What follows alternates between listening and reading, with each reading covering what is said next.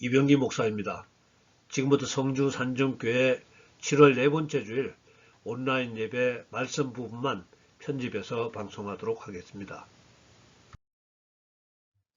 오늘 말씀 나눌 제목은 솔로몬의 어머니이자 우리아의 아내 이렇게 정했습니다. 오늘 본문 말씀으로는 시편 51편으로 정했는데요.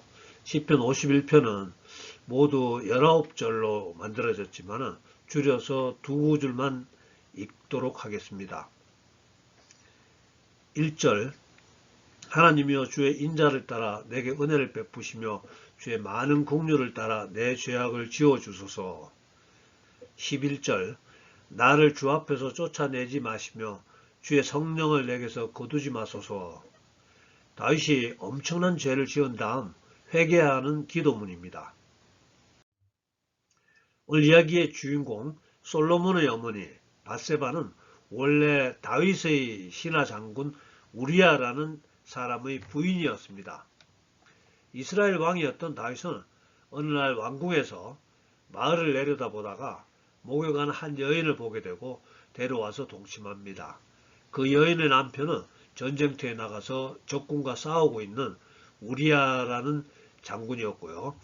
하룻밤을 동침하고 여인을 돌려보냈는데 얼마간의 시간이 흘러서 그 여인으로부터 임신했다는 전가를 받게 됩니다. 입장이 곤란해진 다윗은 알리바이를 만들어서 그 아이가 우리아 장군의 아들로 여겨지도록 계획을 하는데요. 먼저 전쟁터의 사령관한테 전가를 보내서 우리아 장군을 자기에게 보내라고 명령합니다.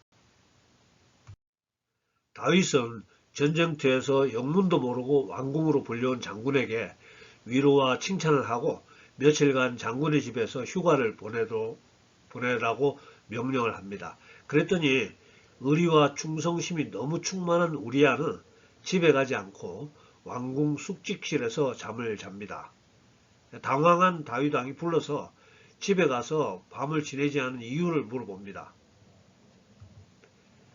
사무엘하 11장 11절로 우리아가 다윗에게 아뢰되 언약궤와 이스라엘과 유다가 야영 중에 있고 내 주 요압과 내 왕의 부하들이 바깥 들에 진치고 있거늘 내가 어찌 내 집으로 가서 먹고 마시고 내 처와 같이 자리이까.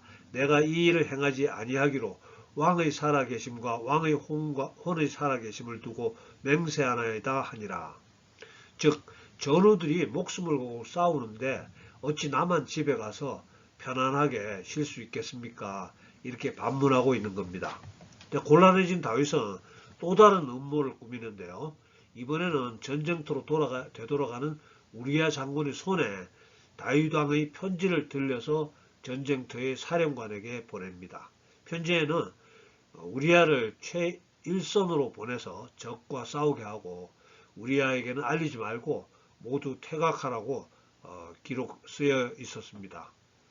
다윗의 비열한 계획은 성공하는데요. 우리아는 전사하고 다윗은 전사한 우리아의 부인을 자기의 8번째 부인으로 데려옵니다. 이어지는 성경의 이야기는 이런 내용입니다. 하나님이 선지자 나단을 다윗에게 보내서 다윗을 맹렬히 책망합니다. 사무엘하 12장 7절에서 9절로 이스라엘의 하나님 여호와께서 이와 같이 이르시기를 내가 너를 이스라엘 왕으로 기름 붓기 위하여 너를 사울의 손에서 구원하고 내 주인의 집을 내게 주고 내 주인의 아내들을 내 품에 두고 이스라엘과 유다 족속을 내게 맡겼느니라. 만일 그것이 부족하였을 것 같으면 내가 내게 이것저것을 더 주었으리라.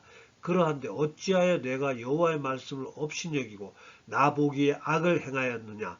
내가 칼로 햇사람 우리아를 치되 암몬 자손이 칼로 죽이고 그의 아내를 빼앗아 내 아내로 삼았도다. 선지자는 사람들이 잊어버린 것을 기억나게 해줍니다. 다윗은 정신이 번쩍 들었습니다. 다윗은 간음과 살인과 또 부하 장수의 부인을 빼앗은 것까지 도둑질까지 행한 것을 깨닫게 되었습니다. 다윗은 바로 회개합니다. 주여 제가 죽을 죄를 지었습니다. 시편 51편은 이때를 생각하는 다윗의 기도입니다. 오늘 본문으로 선정했죠. 하나님 제가 죽을 죄를 지었습니다. 잘못했습니다. 하나님이여 주의 인자를 따라 내게 은혜를 베푸시며 주의 많은 긍휼을 따라 내 죄악을 지워주소서. 나를 주 앞에서 쫓아내지 마시며 주의 성령을 내게서 거두지 마소서. 하나님은 다윗의 죄를 용서하십니다. 그러나 다윗은 이후 자기가 지은 죄의 참혹한 대가를 치러야 합니다. 사무엘하 12장 13절 후반부에서 14절까지 나단이 다윗에게 말하되 여호와께서도 당신의 죄를 사하셨나니 당신이 죽지 아니하려니와 이 일로 말미암아 여호와의 원수가 크게 비방할 거리를 얻게 하였으니 당신이 낳은 아이가 반드시 죽으리이다 하고, 뿐만 아니라 이후 다윗은 여러 차례 자기 잘못에 대한 혹독한 대가를 치르게 됩니다. 다윗이 겪었던 가장 비참한 죄의 대가 중 하나는 다윗의 아들 중에서 하나가 반란을 일으키는데요. 다윗은 부하들과 함께 급하게 성을 버리고 도망갑니다. 반란을 일으킨 다윗의 아들 압살롬은 남겨져 있던 자기 아버지의 후궁, 다윗의 후궁 10명을 백주 대낮에 신하들이 보는 가운데 동침합니다. 우리는 이렇게 생각해야 합니다. 하나님이 우리를 용서하신다는 것은 죄의 대가를 치르지 않는 것이 아닙니다.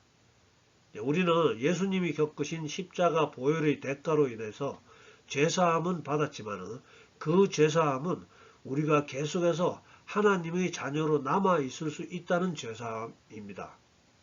즉 우리의 죄 때문에 우리가 마귀의 자식으로 버림받아 지옥으로는 가지 않는다는 죄사함입니다. 또한 우리가 회개하고 하나님의 용서를 받는다는 것, 하나님이 우리의 남은 인생을 통해서 계속해서 구름기둥과 불기둥의 인도하심, 그리고 징계와 훈육을 통해서 우리를 다스리신다는 겁니다. 다윗도 그 점을 알고 있었기 때문에 자기를 하나님의 나라에서 쫓아내지 말아달라고 기도하는 것입니다. 나를 주 앞에서 쫓아내지 마시며 주의 성령을 내게서 거두지 마소서. 우리는 회개함으로써 계속해서 하나님의 자녀로 살아간다는 말입니다. 예수님이 십자가에서 치르신 보혈로 죄의 대가를 지불하셨으므로 이제 하나님께 버림받지는 않는다는 말입니다. 이해하시죠? 자, 그렇다면 이제 우리는 이 시점에서 충성스러운 다윗의 신하장군 우리아의 입장에서 전체 상황을 다시 한번 살펴보겠습니다. 너무도 충직한 우리아는 목숨이 위태로운 전쟁터에서 치열한 전투 중에 왕의 특별 명령으로 왕궁으로 불려갑니다. 그리고 왕은 우리아에게 집에 가서 사랑하는 가족들과 함께 휴가를 즐기도록 명령하죠. 그러나 우리아는 집에서 휴가를 즐기도록 특별한 은혜를 입었지만 집으로 갈 수는 없었습니다. 사무엘하 11장 11절 우리아가 다윗에게 아뢰되 언약궤와 이스라엘과 유다가 야영 중에 있고 내 주 요압과 내 왕의 부하들이 바깥 들에 진치고 있거늘 내가 어찌 내 집으로 가서 먹고 마시고 내 처와 같이 자리이까 내가 이 일을 행하지 아니하기로 왕의 살아계심과 왕의 혼의 살아계심을 두고 맹세하나이다 하니라. 그러나 이렇게 우리아가 왕에게 충성한 대가가 무엇이었습니까? 부인을 빼앗기고 자기 목숨마저도 잃게 되었습니다. 만약 우리아가 이렇게 많이 충성스럽지 않고 적당히 아주 조금 충성스러워서 왕의 명령대로 집으로 가서 자기 부인과 즐거운 시간을 가졌다면 목숨을 빼앗기지도 또 부인을 빼앗기지도 않았을 것 같습니다. 참 안타까운 우리의 결말이죠. 왜 하나님은 이처럼 충성스러운 우리아가 죽지 않도록 보호해 주시지 않았을까요? 우리가 살아가는 현실 세계에서 드물지 않게 마주치는 질문입니다. 왜 선한 사람들이 고통에 처해야 하며 악한 자들이 부귀와 존귀를 누리는가에 대한 질문입니다. 왜 우리와 같이 착한 사람이 아내를 빼앗기고 목숨까지도 빼앗기게 되는가에 대한 질문입니다. 정말로 하나님 살아계시는가? 하나님은 정말로 우리의 모든 사정을 알고 계시는가? 하나님은 공정하신가? 이런 문제, 하나님의 말씀 성경 안에서도 수없이 많은 사람들이 이런 똑같은 문제로 괴로워했습니다. 하박국이란 선지자 기억하시죠? 하박국 선지자도 이렇게 하나님께 질문합니다. 1장 2절로 여호와여 내가 부르짖어도 주께서 듣지 아니하시니 어느 때까지리이까 내가 강포로 말미암아 외쳐도 주께서 구원하지 아니하시나이다. 도대체 하나님 어디 계십니까? 나쁜 사람들이 무자비한 폭력 때문에 내가 주님을 부르짖는데도 왜 대답이 없습니까? 하나님께서는 공의롭다고 하시더니 이게 뭡니까? 선지자라는 사람들도 우리와 똑같습니다. 하박국 1장 17절 그가 그물을 떨고는 계속하여 여러 나라를 무자비하게 멸망시키는 것이 옳으니까 저 나쁜 나라의 악한 자들이 의로운 주님의 백성을 무자비하게 멸망시키는 게 공의롭다는 말입니까? 하박국 선지자는 이제 하나님의 응답을 기다립니다. 하박국 2장 1절에서 3절로 내가 내 파수하는 곳에 서며 성루에 서리라. 그가 내게 무엇이라 말씀하실런지 기다리고 바라보며 나의 질문에 대하여 어떻게 대답하실런지 보리라 하였더니 여호와께서 내게 대답하여 이르시되 너는 이 묵시를 기록하여 판에 명백히 새기되 달려가면서도 읽을 수 있게 하라. 이 묵시는 정한 때가 있나니 그 종말이 속히 이르겠고 결코 거짓되지 아니하리라. 비록 더딜지라도 기다리라. 지체되지 않고 반드시 응하리라. 하나님이 정하신 때가 있다는 말씀이고요. 비록 하나님의 간섭하심이 느린 것 같아도 반드시 응할 거니까 참고 기다리라는 겁니다. 하나님이 기다리라고 응답하시면 기다려야 되죠. 응답을 듣지 못하는 것이 문제가 되는 거지. 이렇게 응답을 하신다면 우리가 하나님을 믿고 기다릴 수 있을 것 같습니다. 또한 이 모든 상황은 하나님의 손안에 또 하나님의 다스림 안에 있다는 것을 확인하는 거겠죠. 하나님의 응답하심을 듣고 하박국 선지자는 안심하고 이렇게 노래합니다. 하박국 3장 17절에서 18절로 비록 무화과 나무가 무성하지 못하며 포도나무에 열매가 없으며 감람나무에 소출이 없으며 밭에 먹을 것이 없으며 우리의 양이 없으며 외양간에 소가 없을지라도 나는 여호와로 말미암아 즐거워하며 나의 구원의 하나님으로 말미암아 기뻐하리로다. 우리들도 하박국 선지자처럼 답답한 상황에서 숨막히는 상황에서 하나님의 응답을 기다릴 때 우리가 기다리던 하나님의 응답이 임하시기를 예수님 이름으로 축복합니다. 그러나 아무리 좋은 하나님의 응답이 임한다 할지라도 오늘 우리야 장군처럼 억울하게 죽고 억울하게 자기의 사랑하는 부인을 빼앗긴다면 하나님의 그 좋은 응답과 위로의 말씀이 무슨 소용이 있겠냐 이렇게 질문할 수 있겠습니다. 맞습니다. 그런데 이 땅은 원래 그런 곳입니다. 왜냐하면 이 땅은 타락한 세상이고요. 사탄이 어느 정도 주도권을 장악하고 있는 곳이기 때문입니다. 그래서 하나님께서는 우리의 모든 결산을 이 땅에서 즉 살아있는 우리의 생애 내에서 마치는 것이 아니라고 하는 겁니다. 하나님이 우리에게 허용하는 시간은 이 세상에서보다는 훨씬 더 긴, 더 영원한 천국과 더 영원한 지옥으로까지 이어진다는 말입니다. 그리고 그 영원한 시간 안에서 반드시 하나님께서 보상해 주신다는 것입니다. 즉 눈물을 닦아 주시겠다는 겁니다.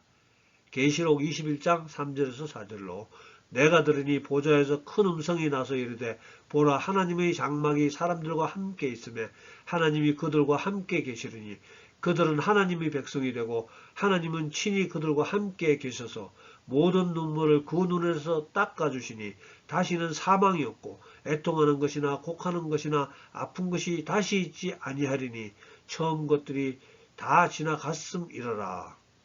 우리 하나님의 사람들에게 권해드립니다. 또한 선하게 살려고 애쓰다가 손해만 보는 착한 분들에게 권해드립니다. 하나님께서는 반드시 우리의 억울함을 풀어주실 것입니다. 원수를 갚아주실 것이고요. 눈물을 닦아 주실 것이고요. 반드시 보상해 주실 것입니다. 이제 다시 전쟁터에서 억울하게 목숨을 잃은 우리아의 시선으로 상황을 계속해서 바라보겠습니다. 자기 아내 바세바와 다윗과의 불륜으로 태어난 그 아이는 죽게 됩니다. 불륜으로 태어난 아이가 죽고 나서 그 다음에 다윗이 바세바를 통해서 낳은 아들이 그 유명한 솔로몬입니다. 역사상 가장 지혜로웠다는 왕이 되죠. 흥미로운 것은 마태복음에 나온 예수님의 족보에는 이렇게 기록됩니다. 마태복음 1장 6절로 이새는 다윗 왕을 낳으니라. 다윗은 우리아의 아내에게서 솔로몬을 낳고. 자, 족보에 그냥 다윗은 솔로몬을 낳고 이렇게 하든지, 아니면은 다윗은 바세바와 사이에서 솔로몬을 낳고 이렇게 기록하지 않고, 다윗이 볼 때 부끄럽게도 다윗은 우리아의 아내에게서 솔로몬을 낳고 이렇게 기록함으로써 성경을 읽는 모든 세상 사람들이 다 다윗이 얼마나 나쁜 사람이었고요, 우리아가 얼마나 충성스러웠는데 다윗으로 인해 억울한 죽음을 맞이했는가를 모두 다 알 수 있도록 했다는 것입니다. 뿐만 아니라 이후 다윗의 집안에는 다윗이 저지른 죄악보다도 더 참담한 폐륜적인 죄악들이 발생합니다. 다윗의 자식들 간에 강간과 살인이 일어납니다. 이런 이야기예요. 다윗의 자식들 중에서 베다른 오빠가 베다른 여동생을 강간하고, 또 강간당한 여동생의 친오빠 압살롬은 자기 여동생을 강간했던 바로 베다른 형제를 죽여버립니다. 그리고 또 그 압살롬은 거기다가 반란까지 일으켜서요.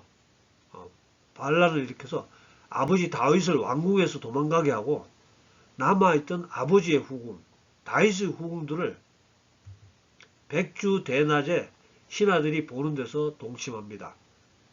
그야말로 엉망진창 콩가루 집안이 됩니다. 물론 반란을 일으켰던 압살롬은 아버지의 신하 장군에게 죽임을 당하고 나라는 다시 회복이 되지만은, 이 모든 재난은 다윗이 우리아에게 행했던 죄의 대가로 임함이었습니다. 다윗에게 임한 이와 같은 모든 재난을 억울하게 죽은 우리아가 천국에서 바라보고 있었더라면 다소 위로가 되었을지 모르겠네요. 우리는 다윗의 이야기로 이제 돌아갑니다. 다윗은 이 땅에서 수명이 다해서 죽기 전에 우리아의 아내 바세바를 통해 낳은 솔로몬에게 왕위를 넘겨주는데요. 그리고 예수님은 바로 그 다윗의 자손으로 이 땅에 오시게 됩니다.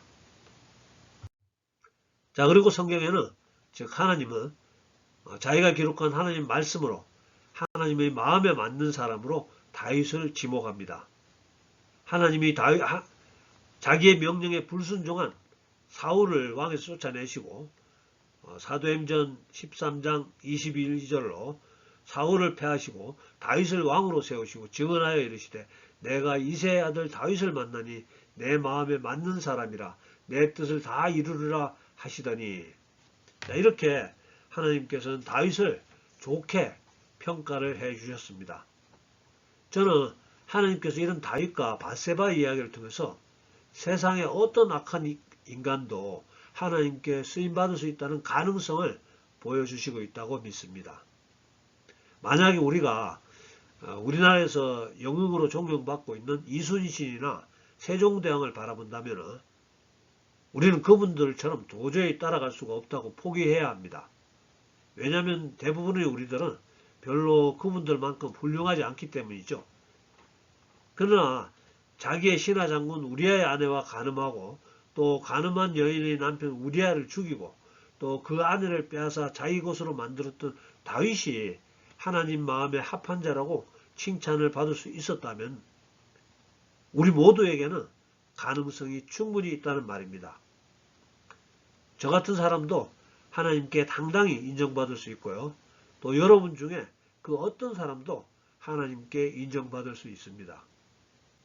우리 같은 사람도 다윗과 같이 하나님께 쓰임받을 수 있다는 자신감을 주신 하나님께 감사합시다. 할렐루야. 오늘은 여기까지 하겠습니다. 기도하겠습니다. 사랑과 은혜가 풍성하신 아버지 하나님, 오늘도 주의 자녀들을 이렇게 택하여 주시고 불러주시고 함께 하나님 말씀을 나눌 수 있게 하심을 감사드립니다.